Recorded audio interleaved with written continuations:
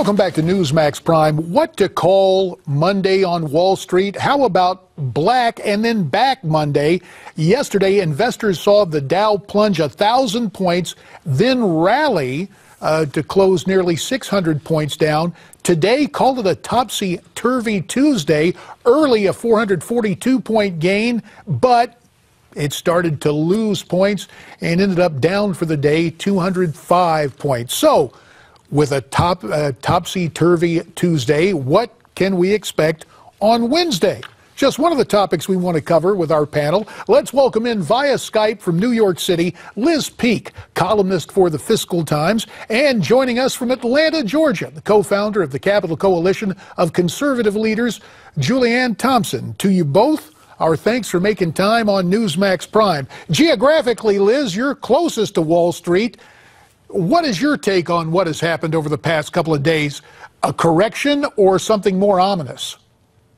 I think it's a correction. I think the actually remarkable thing is that we've had 6 years of pretty steady market gains, in spite of the fact that the economy never has really gotten into second gear. I mean, it's still been a very sluggish and uneven recovery.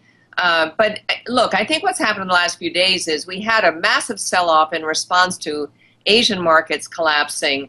Then there was sort of what we used to call on Wall Street a dead cat bounce. I mean, people came in, the bargain hunters came in looking for bargains, for cheap stocks that drove the market higher a little bit. I think what's happened is there actually is a change in the outlook. And so basically people are having to go back and look at the earnings estimates for all the American companies that do a lot of business in China, where growth has definitely slowed. And the truth is stocks were pretty richly valued, not extremely high valuations, certainly, a little rich, and they're basically kind of coming down to more normal levels, more average valuations on slightly reduced earnings estimates. So I don't think the market goes much, much lower from here, but I don't really think that you can just assume that that was it. It was sort of a nasty day or two, and now we're back to the races. I don't see that. Liz earlier mentioned China. Donald Trump yesterday talked about China being the source of the economic problems we face. Does that sell politically, that populist notion? Well, I think it does to a point, but I also need to express the fact that we are in August of 2015.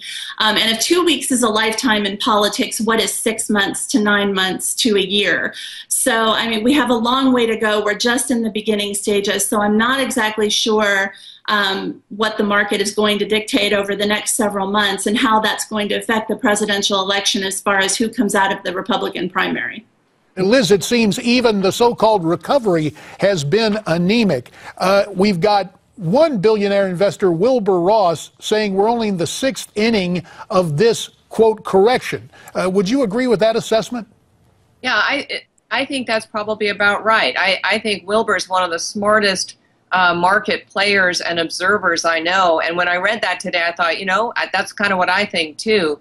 Again, we have a number of things going on. One is that Janet Yellen, the Federal Reserve Chair, has made it clear that she wants to bump up interest rates.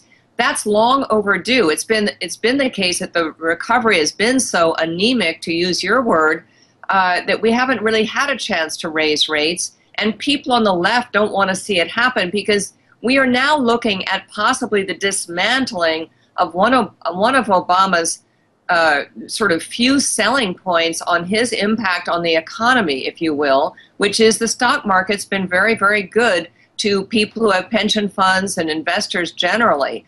If we begin to lose steam there, I think Janet Yellen will face a lot of pressure not to raise rates. And all of this is going to impact the markets, but also going to impact, I think, the election. Because, again, this is one of the few things that's really been doing well for a number of years. If we begin to sort of enter a stagnant, slightly down market phase, I think Democrats are going to be on their back heels on that. Julianne, we've got about 30 seconds, and I know you're concentrating on the field of conservative candidates, but I'm going to ask you to look across the aisle, as it were. Joe Biden basically getting President Obama's blessing during a presidential press conference yesterday, or at least the president's press spokesman saying good things. What does that portend on the left? Will we eventually see Hillary have to drop out of this race? Well, I think that there's a definite schism in the Democratic Party right now. You see Hillary's approval ratings plummeting. You see Bernie Sanders surging ahead of her in a lot of polls. And of course, as you mentioned, Joe Biden now talking about entering the presidential race.